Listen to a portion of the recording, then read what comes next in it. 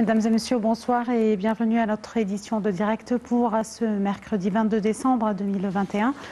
Une émission assez spéciale pour ce soir. Nous allons parler de la stratégie de développement local en Haute-Égypte.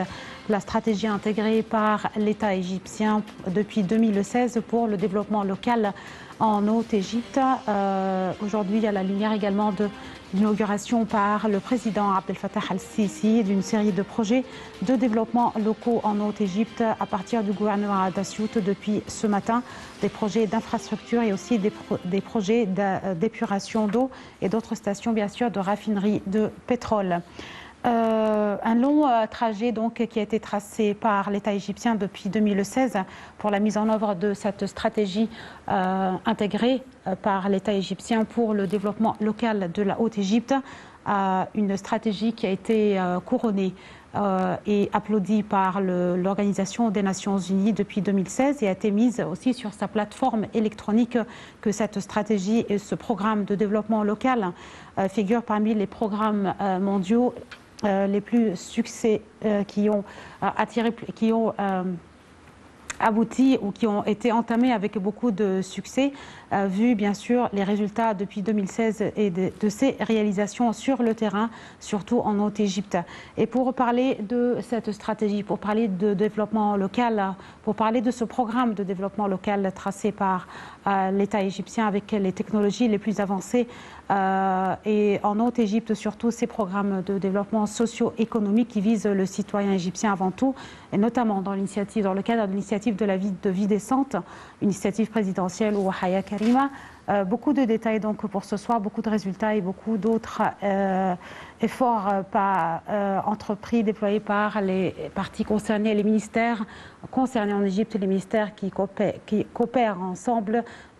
pour réaliser donc ce but, un objectif de développement durable pour l'Égypte tracé depuis 2016 et on en est aujourd'hui à 2021. Fin 2021, regardons ce développement qui se produit en Haute-Égypte depuis 2016 dans tous les gouvernorats de la Haute-Égypte. Et pour parler de tout ça en détail, nous aurions le plaisir de recevoir dans quelques minutes notre invitée pour ce soir, mademoiselle Shaden Mouataz Salah Eldin, qui est chercheuse en sciences politiques à l'Université de la Sorbonne, qui va nous parler en détail de cette stratégie de développement local en Haute-Égypte, également en parallèle avec les objectifs de développement durable et applaudie par l'ONU concernant cette stratégie intégrée par l'État égyptien. Et puisqu'on parle de ça, nous allons commencer cette émission par une des nouvelles qui sont à la une aujourd'hui, à la une de l'actualité locale en Égypte, les détails de cette inauguration de série de projets nationaux par le président Abdel Fattah al-Sisi ce matin, notamment le complexe de production d'essence qui est affilié à la compagnie de raffinerie pétrolière Assiout Oil Refining Company au gouvernorat d'Assiout et nombre d'autres projets de développement en Haute-Égypte. Le président Abdel Fattah al-Sisi a également, via visioconférence, inauguré d'autres projets de développement et parmi eux figurent 11 stations d'épuration d'eau. Il est à noter, chers téléspectateurs, que le président Abdel Fattah al-Sisi avait annoncé et souligné que le transfert d'eau au désert allait coûter au pays des milliards de livres égyptiennes, alors que l'État a pompé en 7 ans d'environ 1 milliard de livres égyptiennes. Le président al-Sisi a également ajouté que l'État travaillait à exploiter chaque goutte d'eau et appliquer les normes du système sanitaire mondial. Les projets en Haute-Égypte, au gouvernorat de Fayoum, Bani Souef, Al-Minya, Assiout, Soheg, Ena et Luxor confirment l'intérêt accordé par la direction politique de développer la région de la Haute-Égypte.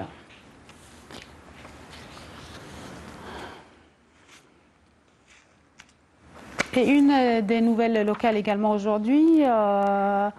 les dernières déclarations du ministère de la Santé qui annonce avoir détecté 848 nouvelles infections au coronavirus et 47 décès.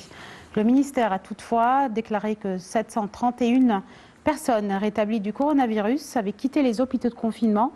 après avoir reçu les soins médicaux nécessaires, portant le nombre total des cas guéris du Covid-19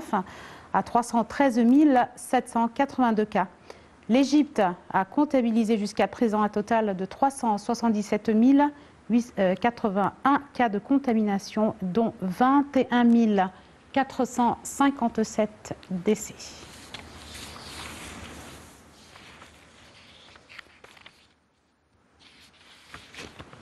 Et de suite, retour à notre sujet principal pour aujourd'hui, donc la stratégie de développement local en Haute-Égypte, à la lumière donc de la série de projets inaugurés ce matin par le président Abdel Fattah al-Sisi, commençant par le gouvernorat de Assiout. Et c'est ce matin qu'a été inauguré donc le complexe de production d'essence affilié à la compagnie de Assiout Oil Refining Company et les autres projets de développement locaux à Assiout et les 11 stations d'épuration d'eau par visioconférence inaugurées par le chef de l'État. Je vous laisse suivre un compte rendu de notre collègue Sara Al-Maghrabi et j'attends recevoir mon invité pour ce soir, mademoiselle Shaden Mouataz Salaheddine, chercheuse en sciences politiques et économiques à l'université de la Sorbonne.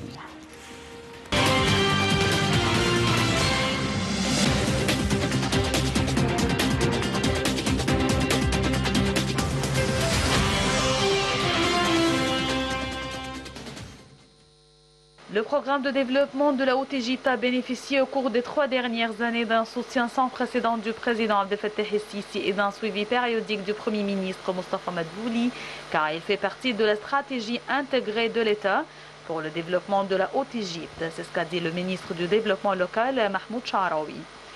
Ces propos ont été tenus par M. Sha'raoui après avoir reçu une lettre de la directrice régionale de la Banque mondiale pour l'Égypte, le Yémen et Djibouti,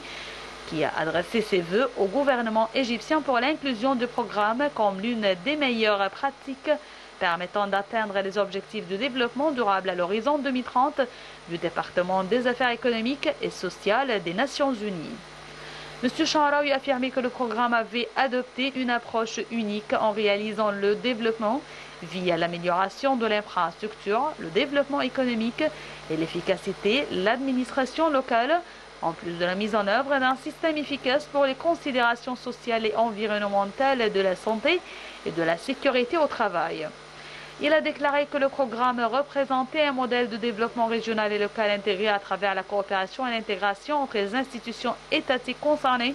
dirigées par les ministères de plan et du développement économique, des finances, de la coopération internationale et de l'industrie pour réaliser le développement économique local en soutenant les avantages compétitifs des gouvernorats dans un cadre de centralisation financière et administrative. Pour sa part, la directrice a affirmé que le succès du programme prouvait l'importance d'autonomiser l'administration locale, d'impliquer les citoyens dans les prises de décision, de soutenir la compétitivité locale et le secteur privé, ainsi qu'améliorer la durabilité et l'efficacité des services publics et d'infrastructures. Selon M. Mahmoud Sha'raoui, l'État a dépensé environ 375 milliards de livres égyptiens pour améliorer le niveau des services de base offerts aux citoyens en Haute-Égypte. Lors d'une séance qui s'est tenue le 28 octobre dernier sur le programme de développement local en Haute-Égypte,